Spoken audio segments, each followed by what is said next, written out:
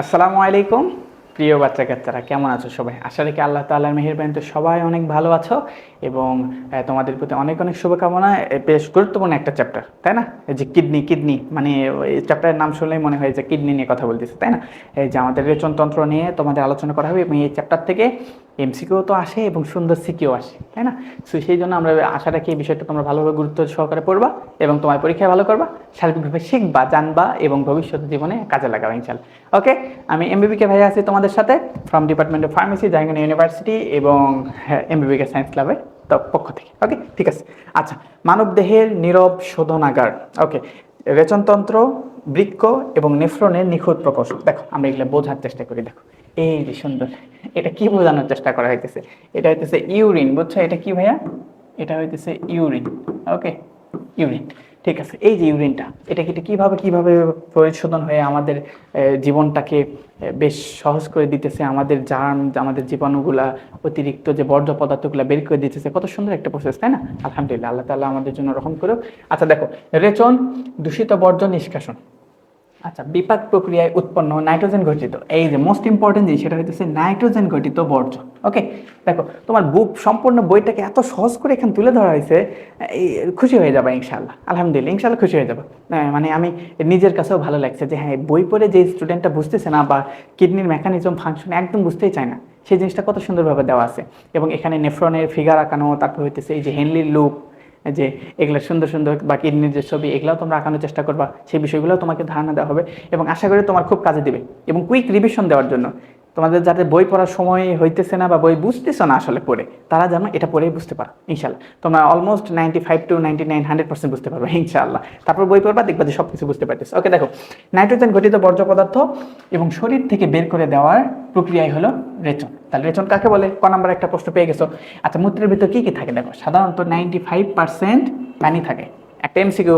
ওকে, অন্যান্য বর্জ্য পদার্থ যেমন হইতেছে ইউরিয়া, ইউরিক অ্যাসিড এবং মোস্ট ইম্পর্টেন্ট সেটা হইতেছে ক্রিয়েটিনিন। ওকে, ঠিক আছে, এই যে বেশ কিছু এমসিকিউ পেয়ে গেলাম।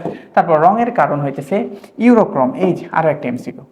ইউরোক্রোম নামক একটা রঞ্জন পদার্থ থাকার কারণে এই যে মূত্রে একটা রং হয়, ঠিক আছে? আচ্ছা, এই জন্য হালকা হলুদ আভাব রং হয়ে থাকে। ওকে, ঠিক আছে। তারপর দেখো মানব রেচনতন্ত্র, এই যে দেখো এটা আমাদের অতি পরিচিত, সেই হইতেছে কিডনি, তাই না? Kidney, kidney. Okay, kidney. দেখো এই যে কিডনি, সেটা হইতেছে আমাদের বৃক্ক বা প্রধান যে ছাকনি, ঠিক আছে? তারপর এই যে এখান থেকে দেখো, এখানে আরো কিছু আছে, এখানে কিছু আছে হইতেছে ধমনী, এর ভিতরে রক্ত প্রবেশ করতেছে, সেটা হলো কি ধমনী। ওকে, আবার এর ভিতর কি আছে ভাইয়া? এর ভিতর আবার আরো আছে, সেটা হইতেছে শিরা। কি আছে বলতো? শিরা। রক্ত প্রবেশ করতেছে, রক্ত বের হয়ে যাইতেছে। তারপর এই যে অংশটুকু, এখানে একটা অংশ আছে, এটাকে বলা হইতেছে হাইলাম। কি বলা হয় ভাইয়া? হাইলাম। এই যে এগুলা তোমরা ডিটেল আরো দেখতে পারবা, এটার নাম হইতেছে হাইলাম। ওকে, তারপর এখান থেকে এই যে দুইটা কিডনি থেকে দুইটা নালীর মতো আসছে, এটাকে বলা হয় ইউরেটার। নাম কি ভাইয়া? ইউরেটার বা মূত্রবাহী নালী। ওকে, ঠিক আছে। তারপর এটা এক জায়গায় এসে জমা হয়, এখানে তৈরি হইতেছে এবং এক জায়গায় এসে জমা হয়। জমা যদি না হইতো, প্রতি মিনিটে মিনিটে তোমাকে ওয়াশরুমে যাইতে হইতো। সো এখানে একটা জমা হইতেছে, এটাকে বলা হইতেছে মূত্রনালী বা ইউরিনের ব্লাডার বা মূত্র জমার স্থান। এবং তারপর এখানে সেটা হইতেছে মূত্রনালী বা যেটাকে আমরা বলা হয় ইউরেথ্রা। ওকে, ঠিক আছে, এর মাধ্যমে নিষ্কাশন করা হয়। তারপর দেখো বৃক্ক দেহের প্রধান ফিল্টার, এই যে বৃক্ক, ঠিক আছে? এই যে এখানে তোমাদেরকে বলছিলাম না, তোমাদের এখানে কি কি ছিল? এখানে তোমার হইতেছে দেখো হাইলাম আছে, তারপর ধমনী আছে, শিরা আছে। এখানে হাইলাম বলা হয়, ধমনী, শিরা, তারপর এই যে সম্পূর্ণ বৃক্ষটাকে কত সুন্দরভাবে দেখানোর চেষ্টা করছি। এখন এখান থেকে দেখো আমরা কি কি ইনফোগুলা পাই। দেখো দেহের প্রধান ফিল্টার অবস্থান কোথায়? উদর গহ্বরের পিছনের অংশে, মেরুদণ্ডের দুদিকে, বক্ষপিঞ্জরের নিচে, ঠিক আছে? একটা অবস্থান আমরা পাইলাম। দেখো তোমাকে যদি একটু সিকিউ লিখতে বলে, তুমি একটা ধারাবাহিকভাবে লিখতে পারবা কত সুন্দরভাবে, একদম সুন্দরভাবে সিকিউ একটু ডিটেল লেখার জন্য একটা প্রসেস। দেখো আকৃতি কিরকম? দেখতে সিম বিচির মতো এবং রং লালচে, যেহেতু রক্ত চলাচল করে তার লাল হবে না, লালচে হয়ে যায়। হাইলাম, এই যে দেখো সুন্দর একটা মোস্ট ইম্পর্টেন্ট একটা হাইলাম। ওকে, ঠিক আছে। এই যে এর ভিতরে একটা জিনিস আছে, সেটা কি? হাইলাম। অবতল অংশের ভাঁজ, এই যে দেখো এখানে, এখানে এই যে এই অংশ আছে না, এটাকে কি বলা হবে? এটাকে বলা হইতেছে হাইলাম।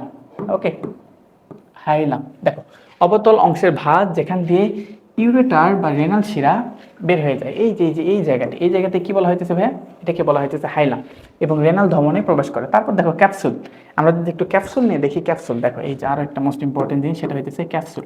বৃক্ষ সম্পূর্ণভাবে একটি তন্তুময় আবরণ দিয়ে বেষ্টিত থাকে, যাকে রেনাল ক্যাপসুল বলা হয়। এই যে বাইরের যে লেয়ারটা আছে না ভাইয়া, রেয়াল, এটার নাম কি ক্যাপসুল। ওকে, ক্যাপসুল। আচ্ছা, এখন তোমরা যারা ওষুধ খাও, ওষুধ বিভিন্ন ধরনের ক্যাপসুল ক্যাপসুল খেয়ে থাকো, ওকে, এই যে আমরা ফার্মাসিউটিক্যালে যখন এগুলা পড়াশোনা করি, বা এই ধরনের কিছু কিছু মেডিসিন পাওয়া যায় হইতেছে সলিড, কিছু কিছু লিকুইড, কিছু কিছু গ্যাসিয়াস পাওয়া যায়, কিছু কিছু সেমি সলিড পাওয়া যায়, বুঝছো, মানে কঠিন তরল গ্যাসীয় পাওয়া যায়, ইনহ্যালেশন গ্যাসীয়, আবার তোমরা সিরাপ খাইতেছো সেগুলো তরল, আবার কিছু কিছু আছে কি সেগুলো সলিড, তোমরা এই যে প্যারাসিটামলের যে সলিডগুলো খাইতেছো শক্ত ট্যাবলেট, আবার কিছু কিছু আছে ক্যাপসুল, দানা দানা থাকে না, দুইটা ক্যাপ থাকে, দেখো উপরে একটা, এর ভিতরে ক্যাপ থাকে, এর ভিতরে অনেকগুলো দানাদার থাকে, বুঝতে পারছো? তো এগুলা মানে আমি একদম অনেক ছোটবেলায় ভাবতাম যে এই যে উপরে একটা যে একটা লেয়ার দিতেছে, এটা তো দেখতে প্লাস্টিকের মতো লাগে, আমি তো জানি প্লাস্টিক শরীরের জন্য খুবই ক্ষতিকর, তাহলে এই প্লাস্টিকটা দিয়ে দেওয়া হইতেছে, এটা শরীরের ভিতর যাইতেছে, কি একটা ক্ষতিকর অবস্থা।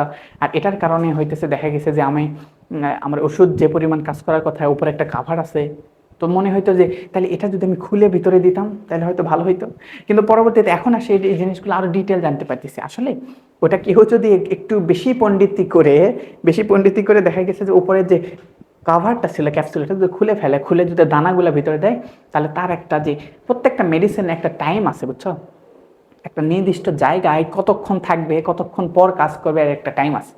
সো ওই প্লাস্টিকের মতো ওটাকে একটা সেলুলোজের একটা আবরণ, বুঝছো, সো ওই আবরণটা আস্তে আস্তে ওটা গলে যাবে, ওটা শরীরের জন্য ক্ষতি করবে না, ওটা বের হয়ে যাবে, সমস্যা নেই আলহামদুলিল্লাহ। সো এখানে কি কতক্ষণ পর ওষুধটা কাজ করবে, সো একটা যে সলিড বা ওই যে ক্যাপসুল সহ একটা নির্দিষ্ট সময় পর কাজ করার কথা, তুমি যদি ওটা খুলে দাও, কাজটা যদি আগে আগে করে, এটা তোমার জন্য ক্ষতিকর। সো প্রত্যেকটা মেডিসিনকে এটা হিসাব নিকাশ করেই দেওয়া হয়, প্রত্যেকটা ওষুধের ক্ষেত্রে অ্যাবজর্পশন আছে, ডিস্ট্রিবিউশন আছে, মেটাবলিজম আছে, এক্সক্রিয়েশন আছে, বেশ কিছু ধাপ আছে, বুঝছো, তো এগুলো প্রত্যেকটা ধাপ যেন টাইম টু টাইম হয়। সো এই জন্য ওষুধ যেভাবে আছে সেভাবে, এবং যেই পরিমাণ ডোজ বলা হয় সেই পরিমাণ ডোজে খাওয়া উচিত, বুঝছো। ঠিক আছে, তোমাদের ফার্মাসিউটিক্যাল বা মেডিসিন নিয়ে সচেতন পরে করা হবে, আপাতত তোমাদের ক্লাসটা করো ইনশাআল্লাহ। ঠিক আছে, বুঝতে পারছো? ওকে, পরবর্তী অংশটা আমরা একটু দেখি। এই যে দেখো কত সুন্দরভাবে চিত্রটা দেওয়া আছে, এবং এই চিত্র অবশ্যই তোমরা বই থেকে এর নামগুলা কোনটা নিয়ে দেখবা, এটা অবশ্যই বই থেকে আঁকাবা। ওকে, বইয়ের মতো, এটা তো 3D আকারে দেওয়া আছে, বুঝছো, এটা তো তুমি আঁকাইতে পারবে না, বই থেকে আঁকাবো। ওকে, ঠিক আছে, বই থেকে আঁকাইতে হবে, আঁকাবো। ওকে, কোথায় লিখবো, আঁকাইতে হবে, ঠিক আছে, আঁকাবো, ঠিক আছে, আঁকাবো। ওকে, তারপর দেখো পরবর্তী অংশটা একটু দেখো, এখানে বেশ গুরুত্বপূর্ণ কিছু পার্ট আছে। দেখো প্রথম অবস্থায় যদি আমরা একটু দেখি, বৃক্ষের অভ্যন্তরীণ গঠন, দেখো আগের অংশ তার সাথে এই পরের অংশ, দেখো এগুলো সুন্দর সিকিউ একটা গঠন আছে, একদম সুন্দরভাবে সিকিউ করে দেওয়া আছে। তারপর দেখো ক্রিয়েটিভ কোশ্চেনগুলো, দেখো কর্টেক্স এবং মেডুলা, এই যে দেখো কর্টেক্স এবং মেডুলা, এই যে দুইটা পার্ট, বাইরের যে অংশটুকু ক্যাপসুল সংলগ্ন বাইরের যে অংশ সেটাকে বলা হয় কর্টেক্স, এবং ভিতরের যে অংশ সেটাকে বলা হয় মেডুলা। বুঝে গেছি? এই যে জিনিসটা তুমি কঠিন দেখো, অনেক সহজ হয়ে যাবে। তারপর দেখো রেনাল পিরামিড, এই যে রেনাল পিরামিড, এর ভিতর দেখো এই যে পিরামিডের মতো না, পিরামিড কেমন বলো তো, আমরা দেখছিলাম এইরকম না, এরকম, এটা অনেকটা দেখো তো এইরকম না, একটা পিরামিডের মতো না, পিরামিডের মতো।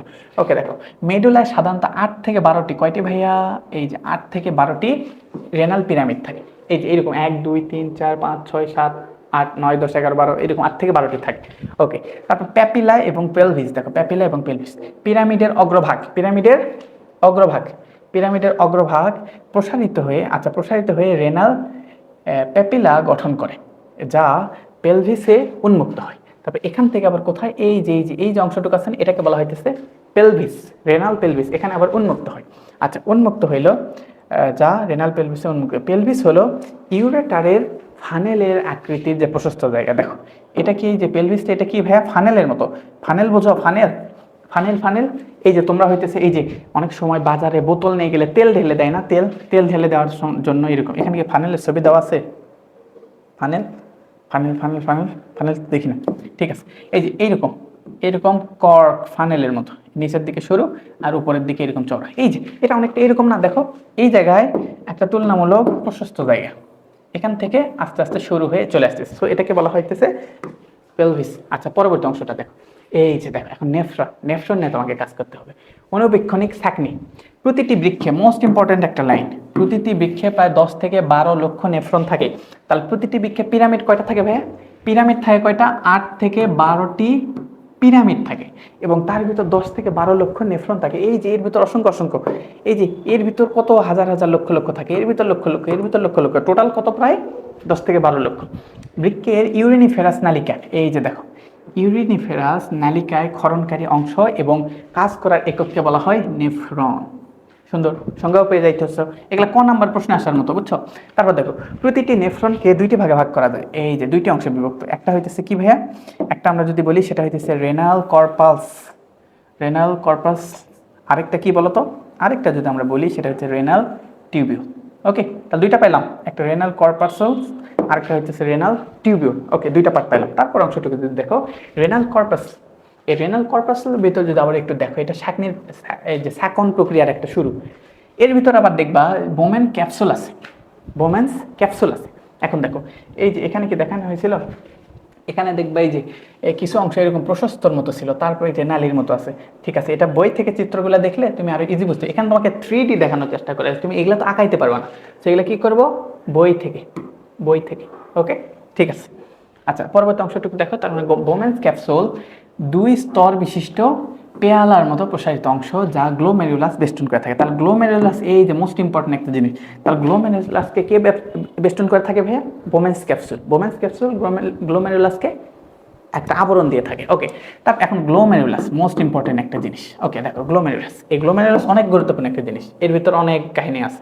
দেখো, এই যে গ্লোমেরুলাস ক্যাপসুলের ভিতরে একগুচ্ছ রক্তকৈশিক জালিকা, এই যে এটাই হইতেছে তোমার গ্লোমেরুলাস। ওকে, ঠিক আছে, এটাই হইতেছে গ্লোমেরুলাস, ভিতরে থাকে। এবং এর কাজটা কি বলতো?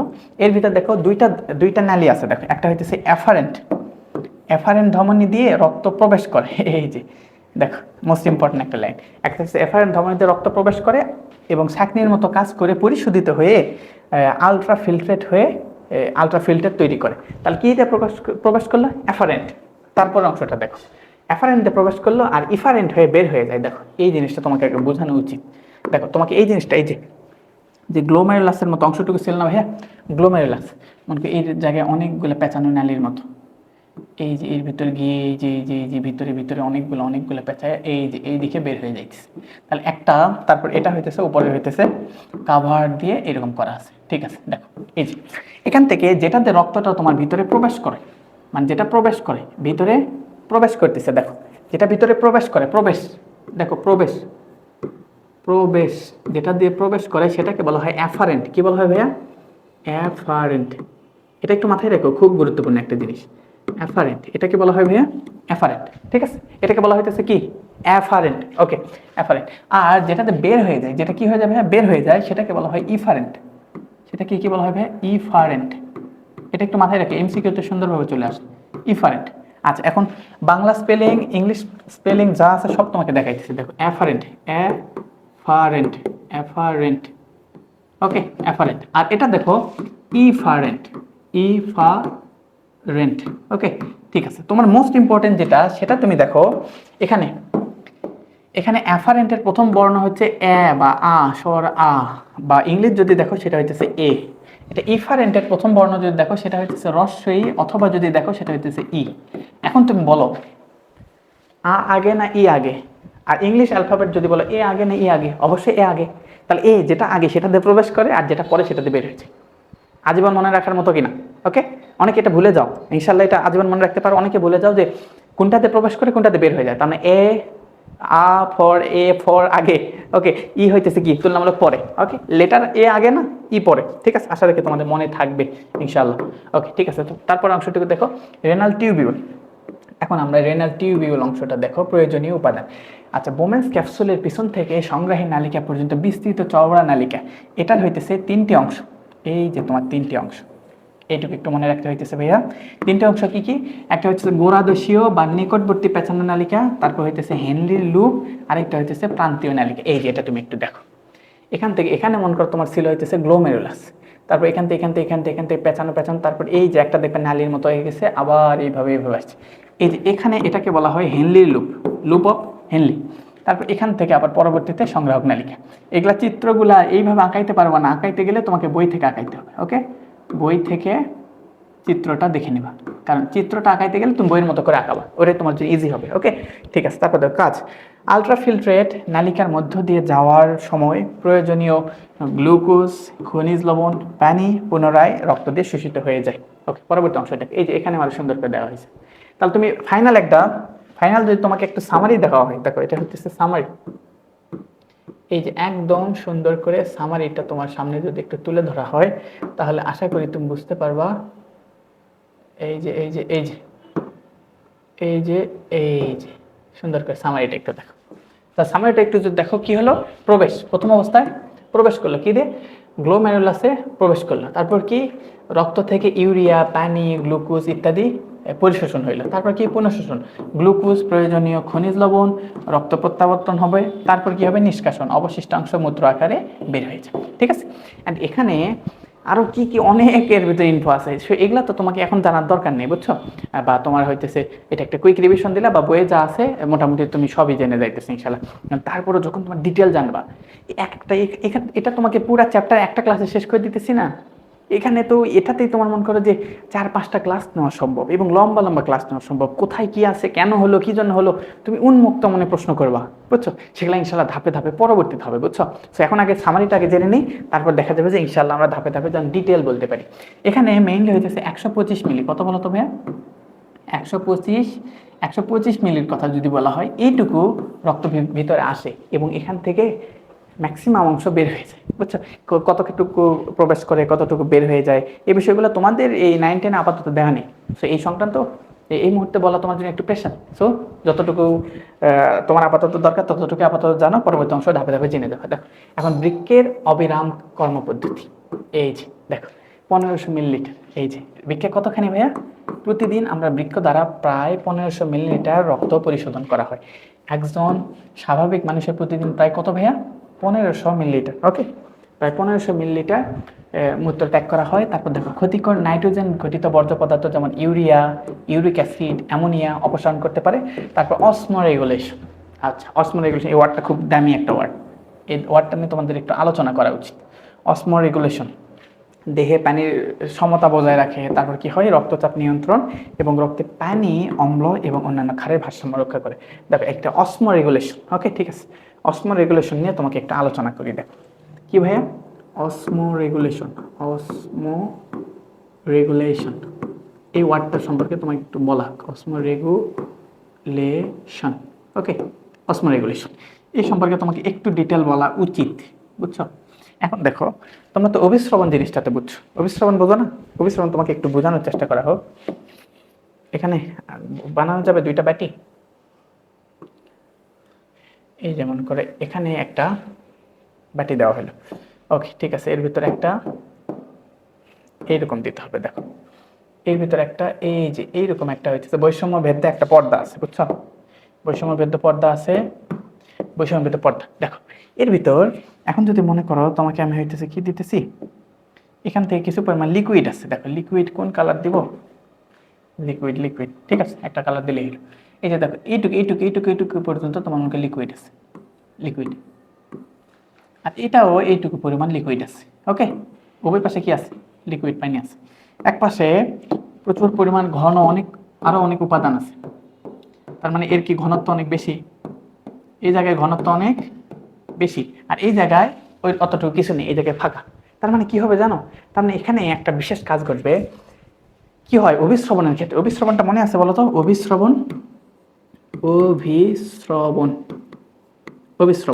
অভিশ্রবণের ক্ষেত্রে কি হয় ভাইয়া, এখানে ঘনত্ব কম আর এখানে ঘনত্ব বেশি। কম ঘনত্বের জায়গা থেকে দ্রাবক মানে কি, পানি এর ভিতর শুধু কি আছে, এর ভিতর শুধু আছে হইতেছে H2O, আর এর ভিতর আছে হইতেছে H2O পানি প্লাস হইতেছে সল্ট, বুঝছো, পানিও আছে, পাশাপাশি বেশ কিছু লবণ আছে। ওকে, ঠিক আছে, পানি এবং সল্ট আছে, কারণ এর ঘনত্ব বেশি, এর ঘনত্ব কম। সো এখান থেকে কি হবে জানো, এখান থেকে বিশেষ প্রক্রিয়ায় এখান থেকে আস্তে আস্তে এইদিকে চলে যাইতে থাকবে। এখান থেকে আস্তে আস্তে যখন চলে যেতে থাকবে তখন কি উপরের ঘনত্ব কমতে থাকবে, আর কি হবে, এইদিকে কমতেছে, এইদিকে যদি কমতে থাকে ভাইয়া, এইদিকে কি হবে বলতো, অতিরিক্ত এইদিকে আরো বাড়তে থাকবে, এইদিকে আরো বাড়তে থাকবে। তাহলে এই প্রক্রিয়া যদি শরীরের ভিতর হইতে থাকে, তার মানে তুমি পানি খাওয়ার সাথে সাথে তোমার কোষের ভিতর পানি প্রবেশ করতে করতে করতে কোষটা ফেটে মানে এতটা টসটসে হয়ে যাবে। সো এটা তো হওয়া যাবে না। সো এখানে কি করা হয়, এর উপর একটা চাপ দেওয়া হয়, বুঝছো, এর উপর মনে করো এর উপর একটা হইতেছে, এর উপর একটা হইতেছে চাপ দেওয়া হয়, এমন করে এর উপর একটা বিশেষ একটা চাপ দেওয়া হয়। এই বিশেষ একটা চাপ দেওয়া হলে যাতে এইখান থেকে লিকুইডটা যাতে এখানে যাতে কন্টিনিউয়াসলি চলে যেতে না পারে। কারণ কি হবে, অভিসরণ প্রক্রিয়ায় তরল এখান থেকে এখানে চলে যাইতে থাকবে। এই প্রক্রিয়া যদি চলে যেতে থাকে তাহলে একটা পর্যায়ে দেখা যাবে যে আমরা পানি খাইলাম, সব পানিগুলো কোষের ভিতরে একদম টসটস করে চলে গেল, তখন কোষগুলো ফুলে ফেপে উঠলো। এটা তো করা যাবে না। সো এখানে যখন প্রেশার দেওয়া হয়, প্রেশার দেওয়া হলে কী হয় ভাইয়া, প্রেশার দেওয়া হলে এই জায়গায় যেভাবে বাড়ার কথা সেটা আর বাড়ে না, সেভাবে বাড়ে না, বরং এটা কোথায় চলে আসে, এইখানে থাকে। তো এইখানে থাকলে এই যে অতিরিক্ত পানিগুলো ছিল এগুলো আবার সুন্দরভাবে পরিষ্কার করে এগুলো তোমাকে রেচন প্রক্রিয়ায় ব্যবহার করা হয়। কোথায়, রেচন প্রক্রিয়া ব্যবহার করা হয়। কিন্তু এটা যদি না হয়তো সব কোষের ভিতর চলে যায়, তুমি তো রেচন করতে পারতে না। তো এই যে অসমো রেগুলেশন এটা কন্ট্রোল করে, এটাও এই যে একটা কিডনি বলো বা এই যে রেচন প্রক্রিয়া একটা বিশেষ একটা কাজ। বুঝতে পারছি? ওকে, ঠিক আছে, দেখো এটা আমরা আশা করি বুঝতে পারছি। পরবর্তী অংশটা দেখো। আচ্ছা, যখন ছাঁকনি বাধাগ্রস্ত হয়, বৃক্ষে পাথর, এই যে ভয়ঙ্কর একটা জিনিস বৃক্ষে পাথর।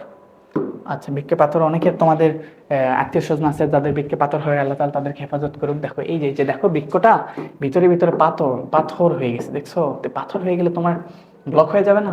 তুমি ইউরিন পাস কেমনে করবা বলো? আচ্ছা, বৃক্ক বা কিডনিতে ছোট আকারে পাথর জাতীয় পদার্থ, এগুলো কি কারণ কি জানো? অতিরিক্ত ওজন, কিডনি সংক্রমণ এবং কম পানি পান করা। এই যে পানি যদি কম পান করে, সো পানি একটা পরিমিত পানি খাইতে হবে। তারপরে কি লক্ষণ আকারে কোমরের পিছনে তীব্র ব্যথা হলে, প্রসাবের সাথে রক্ত বের হয়ে যাওয়া বা কাঁপুনি দিয়ে জ্বর হওয়া। তারপর চিকিৎসার জন্য কি করতে হবে? পর্যাপ্ত পরিমাণ পানি পান করতে হবে, ওষুধ এবং ultrasonic litho litho ultrasonic lithotripsy বা অস্ত্রোপচার এগুলা করা যেতে পারে। এই যে এই প্রক্রিয়া করা যেতে পারে, পাশাপাশি অস্ত্রোপচার একদম সরাসরি তোমাকে কি একদম দেখা গেছে যে অপারেশন থিয়েটারে নিয়ে যাওয়া হলো। সেটা একটা বিষয়, আল্লাহ তাআলা আমাদের তার আগেই ভালো করুক। এই প্রক্রিয়া আমাদের একটু সাবধান থাকতে হবে। আচ্ছা, তারপর হইতেছে বৃক্ক বিকল, একদম বিকল হয়ে গেছে, তখন বৃক্ষ আর কাজ করতেছে না, তখন কি করবা? তখন এই অবস্থা যদি হয়ে যায়, তখন তোমার জন্য একটা কাজ হইতেছে নেফ্রাইটিস বা ডায়াবেটিস, তারপর উচ্চ রক্তচাপ ইত্যাদির কারণে পার্শ্ব প্রতিক্রিয়া কিডনি ধীরে ধীরে কার্যকারিতা একদম হারিয়ে যেতে পারে, অকেজ হয়ে যেতে পারে। তখন কি হয়, বিপজ্জনক সংকেত হইতেছে মূত্রের পরিমাণ কমে যাওয়া এবং ক্রিয়েটিনিন, এই যে তোমার ক্রিয়েটিনিন ছিল না, ক্রিয়েটিনিন এটা মারাত্মকভাবে বৃদ্ধি পাইতে পারে। এই অবস্থায় রক্ত বর্জ্য পদার্থ জমতে থাকে, যার ফলে কৃত্রিম ছাঁকনির প্রয়োজন হয়। তখন তোমাকে ডায়ালাইসিস করানোর প্রয়োজন হয়। ডায়ালাইসিস, এই যে দেখো একটা ডায়ালাইসিস যন্ত্র, এই ডায়ালাইসিস যন্ত্রটা তোমরা বোঝো কিনা দেখো। ডায়ালাইসিস কৃত্রিম জীবনরেখা, এটার কাজ কি মূলত? এটার বিশেষ একটা কাজ হইতেছে কি ডায়ালাইসিস। এই ডায়ালাইসিস করার মাধ্যমে দেখা গেছে যে আমরা যে কিডনিটা কাজ করতেছে না, আমাদের হাতের ভিতর নালি, এখানে কি দেখানো হয়েছে? আচ্ছা, ডায়ালাইসিস কার্যপদ্ধতি, হ্যাঁ হালকা দেখানো হয়েছে। দেখো এখানে এই যে তোমার হাতের ভিতর দেখো, আমাদের হাতের ভিতর আছে না, হাতের ভিতর ধমনী আছে, একটা থাকে কি ধমনী, এটা তো অন্তত তোমরা এতদিনে জানো তাই না? ধমনী থাকে, পাশাপাশি কি থাকে, শিরা থাকে, তাই না বলো? ধমনী থাকে এবং শিরা থাকে। সো ধমনী থেকে রক্ত এখানে নেওয়া হয়, ধমনী থেকে রক্ত মেশিনের ভিতর দেওয়া হয়। ধমনী থেকে রক্তগুলো মেশিনের ভিতর দেওয়া হলো, দিয়ে মেশিনের ভিতর ফিল্টার আছে, সুন্দর করে বেশ কিছু পর্যায়ে ফিল্টার হয়ে হয়ে হয়ে হয়ে রক্তটা পরিষ্কার করে, রক্তের ভিতর যে অতিরিক্ত নাইট্রোজেন ঘটিত বর্জ্য পদার্থ ছিল, ক্রিয়েটিন ছিল, এগুলো পরিষ্কার করে যখন ফ্রেশ রক্ত পাওয়া গেছে, তখন সেই রক্তগুলো এখান থেকে আমার নল বেয়ে ঘিরে ঘিরে ঘিরে ঘিরে আবার কোথায় প্রবেশ করে? শিরায় প্রবেশ করে। এবং তোমার ধমনী থেকে রক্ত নেওয়া হলো, তারপর আবার শিরা দিয়ে আবার ভিতরে প্রবেশ করে দেওয়া হলো। বুঝতে পারছো? তো এই প্রক্রিয়ায় এই কাজটা করা হয়। আচ্ছা দেখো এখানে একটু পরে বুঝি, সম্পূর্ণ দেখো। আচ্ছা, সম্পূর্ণ বৃক্ক অকেজো বা বিকল হয়ে যাওয়ার পর বৈজ্ঞানিক উপায়ে একটা পরিশোধিত প্রক্রিয়ার নামই হইতেছে ডায়ালাইসিস। ওকে, ঠিক আছে। এটি নেফ্রনের পরিস্রাবণ প্রক্রিয়ার একটি প্রযুক্তিগত প্রতিরূপ। পাশাপাশি ডায়ালাইসিস মেশিনের সাহায্যে শরীর থেকে বর্জ্য পদার্থ ইউরিয়া, ইউরিক অ্যাসিড, ক্রিয়েটিনিন এগুলো বের করে দেওয়ার একটা বিশেষ প্রক্রিয়া। তারপর দেখো ডায়ালাইসিস মেশিনের কার্যক্রম, এই ডায়ালাইসিস মেশিন কীভাবে কাজ করে এটাও তোমার অনেক সময় সিকিউতে চলে আসতে পারে। তারপর সিকিউতে মোস্ট ইম্পর্টেন্ট আছে, ডায়ালাইসিস ব্যবহার করবো নাকি হইতেছে কিডনি প্রতিস্থাপন করবো, কোনটা তোমার জন্য বেশি ইফেক্টিভ, এই সম্পর্কে ব্যাখ্যা দিতে হবে। সো ডায়ালাইসিসটাকে বুঝতে হবে। এই যে দেখো ডায়ালাইসিস, এখন রোগীর হাতে ধমনী থেকে, কোথা থেকে ভাইয়া? এই যে দেখো এটা তোমাকে বললাম একটু আগে, ধমনী থেকে রক্ত পাম্প করে ডায়ালাইসিস মেশিনের ভিতর নেব, মেশিনের ভিতর নিব, তারপর টিউবটির আংশিক বৈষম্য ভেদ্য সেমি পারমিয়েবলের ভিতর দিয়ে ডায়ালাইসিস ফ্লুইডের মধ্যে ডুবালে সেখান থেকে আস্তে আস্তে ছাঁকনির মাধ্যমে রক্তটা ফ্রেশ হয়ে আসে। তারপর কি হয়, ইউরিয়া এবং ক্ষতিকর বর্জ্য ফ্লুইড থেকে বেরিয়ে আসে। তারপর পরিশোধিত রক্ত পুনরায় রোগীর শিরার মাধ্যমে দেহে প্রবেশ করাইতে হবে। ওকে, তারপর দেখো ডায়ালাইসিসের সীমাবদ্ধতা, বেশ কিছু সীমাবদ্ধতাও আছে প্রত্যেকটা জিনিসের একটা বড় বড়, কারণ এটা একটা দামি জিনিস না এবং এটা তোমার শরীরের জিনিস না, এটা প্রযুক্তিগত জিনিস। দেখো সীমাবদ্ধতা, দেখো 1 নম্বর কি, ডায়ালাইসিস অত্যন্ত ব্যয়বহুল, খুব খরচা বেশি, এটি সময় সাপেক্ষ এবং রোগীর নির্দিষ্ট সময় পরপর মেশিনের সাহায্যে নিতে হয়। তারপর 3 নম্বর কি, এটি সাময়িক সমাধান, কিডনির স্বাভাবিক জৈবিক প্রক্রিয়া পুরোপুরি প্রতিস্থাপন করতে পারে না, এটা একটা সাময়িক একটা সাপোর্ট নিতে হবে। কোনো কারণে যদি না নিতে পারো তাইলেই তুমি একদম একটা ভয়ঙ্কর ঝুঁকিতে পড়ে যেতে পারো। তারপর এখন ইম্পর্টেন্ট হয়েছে বৃক্ক প্রতিস্থাপন, এই যে বৃক্ক প্রতিস্থাপন, কিডনি ট্রান্সপ্ল্যান্ট। আচ্ছা, অনেক সময় এই যে কিডনি ট্রান্সপ্ল্যান্টের কথা শুনবা যারা পড়াশোনা করতেছে, অনেক সময় দেখবা তোমার পরিবারের কেউ বা আত্মীয়স্বজন কেউ না কেউ কিডনি প্রতিস্থাপন করে থাকে। তো এই প্রক্রিয়াটা কেন হয়, সো তার আগেই তো সাবধান হইতে হবে, তাই না? আচ্ছা দেখো, কোনো সুস্থ ব্যক্তি কিডনি বিকল হইলে দেহে প্রতিস্থাপন করা হয়। তারপর কি দাতা কি হইতে পারবে? এখন এই যে কিডনিটা যে দেবে, যে সেটা আমি তো হুট করে কাউকে কিডনি দিতে পারবো না, তাই না? বা একজন আমি কেন দিব, বা তুমি একজনকে কেন দিবা, তোমার ক্ষেত্রে এটা ঝুঁকি থাকতে পারে না, বলো? সো এই বিষয়গুলো তো তোমাকে অবশ্যই মেনটেন করতে হবে। সো এই জায়গায় আমাদের যে বিষয়টা আমাদের দেখতে হবে, অবশ্যই আমাদেরকে ম্যাচ করতে হবে, তোমার ব্লাড গ্রুপ ম্যাচ করতে হবে, তোমার টিস্যু ম্যাচ করতে হবে, সব কিছু ম্যাচ করলে তোমাকে ট্রান্সফার করা সম্ভব। এবং তারপরও এই ব্যক্তিটা অবশ্যই এমন ব্যক্তিকে দিতে হবে বা এমন ব্যক্তি থেকে নিতে হবে যেই ব্যক্তিটার কিডনির দরকার নেই। এখন বলো কার কিডনির দরকার নেই? এটা মেইনলি যারা মারা গেছে, ব্রেন ডেড, মানে মারা গেছে বাট এখনও বিকলাঙ্গ, ওই যেসব কিডনি ছিল বা অন্যান্য প্রয়োজনীয় যে আমাদের খুব ভ্যালুয়েবল যে অর্গানগুলো ছিল, এগুলো এখনও নষ্ট হয়ে যায়নি, সো সেগুলো প্রতিস্থাপন করার চেষ্টা করা হয়। তারপর কে কে হইতে পারে, বাবা মা ভাই বোন, অথবা ব্রেন ডেড। এই যে ব্রেন ডেড, শুধু মারা গেছে, এখনও অঙ্গগুলো ঠিক আছে। আচ্ছা, সফলতার চাবিকাঠি দাতা এবং গ্রহীতার টিস্যু ম্যাচ করতে হবে, অত্যাবশ্যক। নিকট আত্মীয়দের টিস্যু ম্যাচ হওয়ার সম্ভাবনা সবচেয়ে বেশি থাকে। ওকে, এটা একটু ইম্পর্টেন্ট। এই যে একজনের কিডনি আরেকজনকে দিয়ে দেয়, একটা মহৎ একটা কাজ। আচ্ছা, বেশ মহৎ একটা কাজ। ওকে, ঠিক আছে, কিন্তু সেই জিনিসটা নিজের ক্ষতি করে না, বুঝছো? এমন না যে নিজের কিডনি দিয়ে দিলা, তুমি নিজে কি করবা, তাই না? তো সেই বিষয়গুলো অনেক হিসাব নিকাশ আছে, অনেক কিছু বিচার বিবেচনা করে মরণোত্তর অনেকে দিয়ে যায়। এখন এই বিষয়টাও একটু জানতে হবে যে আসলে এটা কতখানি কি জরুরি, কি করা উচিত। আচ্ছা, বৃক্কদান মানবতার শ্রেষ্ঠ উপহার। মৃত ব্যক্তি, ব্রেন ডেড, মারা গেছে, মানুষকে বোঝায় যার আর কখনোই জ্ঞান ফিরবে না বা অঙ্গ প্রত্যঙ্গ কৃত্রিমভাবে জীবিত রাখা হয়। মানে যার জ্ঞান ফিরবে না, মারা গেছে, কিন্তু তার অঙ্গগুলো তো সাথে সাথে তো নষ্ট হয়ে যায়নি, সেগুলো ভালো আছে। মরণোত্তর চক্ষুদানের মতোই বৃক্কদানেরও মাধ্যমেও একজন আরেকজনের জীবন বাঁচাইতে পারে। অনেক সময় চক্ষুদান করে না, যে সে তো মারা যাইতেছে, তার চোখ ভালো আছে, একজন অন্ধ ব্যক্তি তাকে চোখটা দান করে দিয়ে যায়, এটা একটা বড় প্রসেস। তারপর কি, একটি সুস্থ কিডনি দিয়ে স্বাভাবিক জীবনযাপন করা সম্ভব, তাই মরণোত্তর কিডনি দান মানব জাতির জন্য এক অসাম্য উপকার, বুঝছো? আচ্ছা, অনেক সময় দেখা যায় যে একটি সুস্থ কিডনি থাকলে সেটা দিয়েও মানুষ জীবন চালাইতে পারে, বেঁচে থাকতে পারে। সো এই জন্য অনেক সময় দেখা যায় তার একটা কিডনি দিয়ে দেওয়া যেতে পারে। ওকে, আল্লাহ তাআলা আমাদেরকে হেফাজত করুক। এখন বিষয়টা হইতেছে এই যে ভয়ঙ্কর যে অবস্থা, এই কিডনি নষ্ট হয়ে যাওয়া, বিকল হয়ে যাওয়া, এই পর্যায় পর্যন্ত তুমি যাবা কেন? এই যে ইয়ং পোলা পায়েন একটু যে ভাবসাব দেখানোর জন্য সুন্দর করে তোমরা যে এই যে ফুক করে সিগারেট টানো, এগুলো সেগুলো শুরু করো, এগুলো কি ঠিক বলো? তুমি কি চাও তুমি এরকম একটা বেকায়দায় পড়ো? তোমার বাবা মা বেকায়দায় পড়লে যেমন তোমার জন্য এটা হইতেছে জীবন মরণের একটা প্রশ্ন। তুমি যখন এরকম একটা তোমার কিডনির সমস্যা হবে, তুমি কোনো না কোনোভাবে ধূমপানের সাথে জড়িত, সেটা কিসের জন্য? স্টাইল। শুরু করছিলে কিন্তু স্টাইল দিয়ে, তাই না? ম্যাক্সিমাম ছেলেপেলে এটা শুরু করে স্টাইল দিয়ে, এটা একটা স্টাইল, একটা আর্ট। একটা সিগারেট একদম বুকের বোতাম খুলে নিয়ে সিগারেট টান দিবে এবং একটা রাস্তার মাঝে একটা ভাইব নেবে, এটা কোনো মানে সুস্থ মস্তিষ্কের মানুষের এটা কোনো এন্টারটেইন হইতে পারে? এটা তোমার এন্টারটেইনমেন্টের একটা পার্ট যে আমি এটা স্টাইল দেখাইতেছি, এটাকে স্মার্টনেস বলে বলো? এটা একটা আমাদের মস্তিষ্ক বিকৃত হয়ে যাওয়ার মতো না? মস্তিষ্ক বিকৃত হয়ে গেছে, এটা নাকি স্টাইল হইতে পারে? একজন মানুষ ধূমপান করতেছে, নিজের ক্ষতি করতেছে, নিজের বাবা মার সবথেকে স্বপ্নের জিনিসটাকে ধ্বংস করে দিতেছে, অথচ এটা তার কাছে স্টাইল। কি একটা অবাক অবস্থা, তাই না? আল্লাহ তাআলা আমাদের হেফাজত করুক।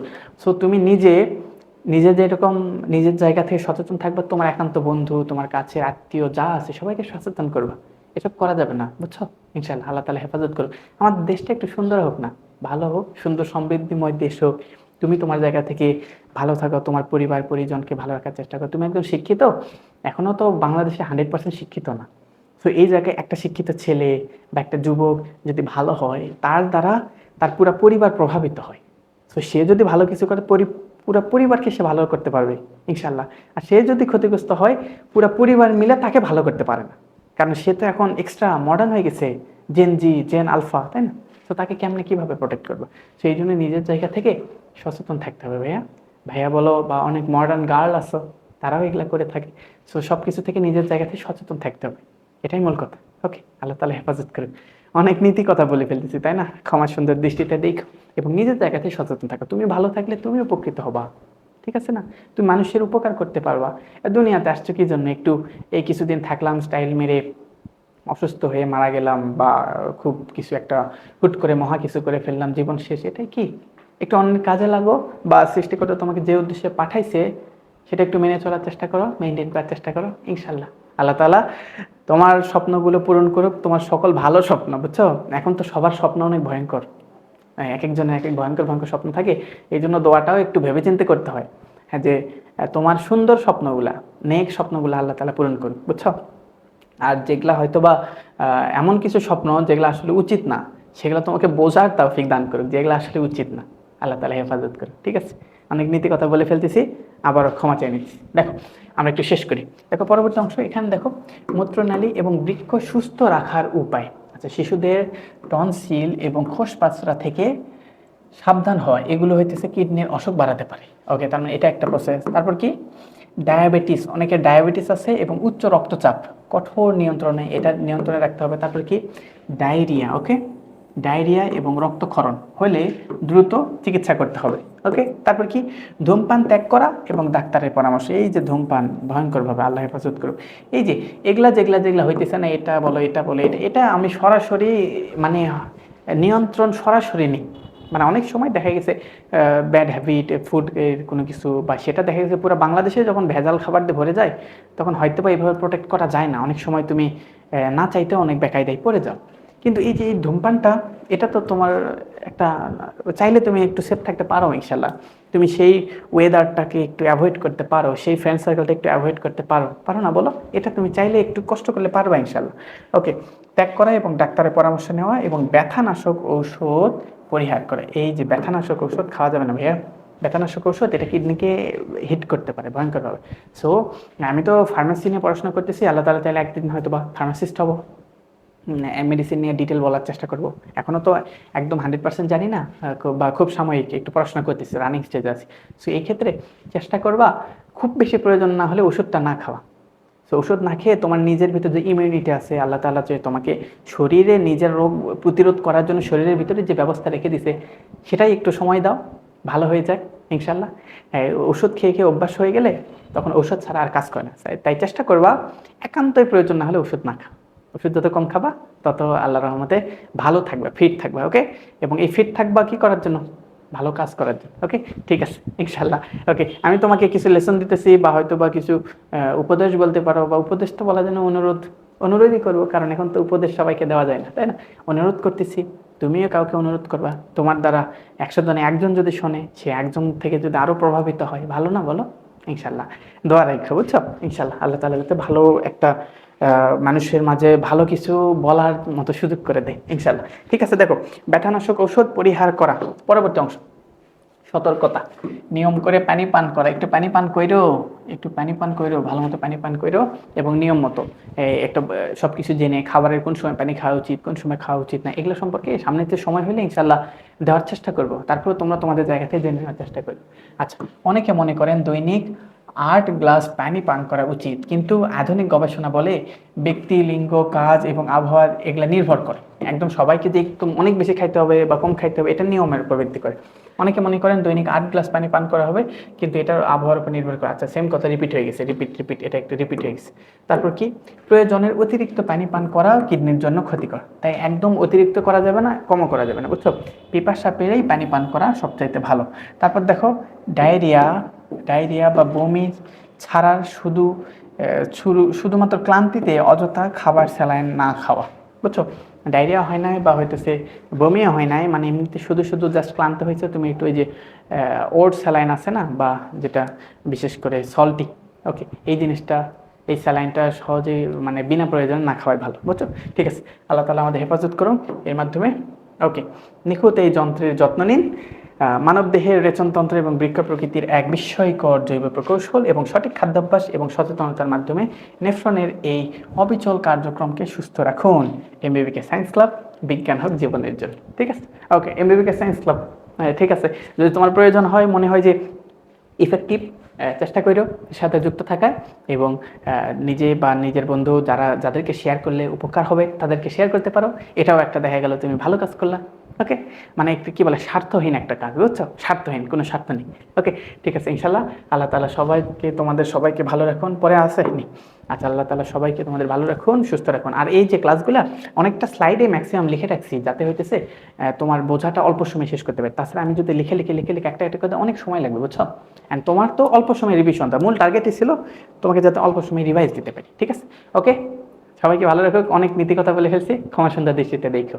এবং সর্বসা করলে নিজের ভালো চেষ্টা করো, পরিবারের ভালো, আত্মীয় স্বজন এবং পুরো সমাজ সোসাইটিকে ভালো রাখার চেষ্টা করো। এবং সার্বিকভাবে যখন অনেক বড় পর্যায়ে যাবে, সমগ্র বিশ্ব পুরা পৃথিবীকে একটা পর্যায়ে ফুল ইউনিভার্সের দায়িত্ব তোমার চলে আসবে ইনশাআল্লাহ। আল্লাহ তাআলা তোমাকে অনেক বড় করুক, তোমাদের সকলের নেক স্বপ্নগুলো পূরণ করুক। দেখা হবে পরবর্তী কোনো ক্লাসে। ততদিন আল্লাহ তাআলা আমাদেরকে ভালো রাখুন, সুস্থ রাখুন। আল্লাহ হাফিজ, আসসালামু আলাইকুম রহমতুল্লাহ।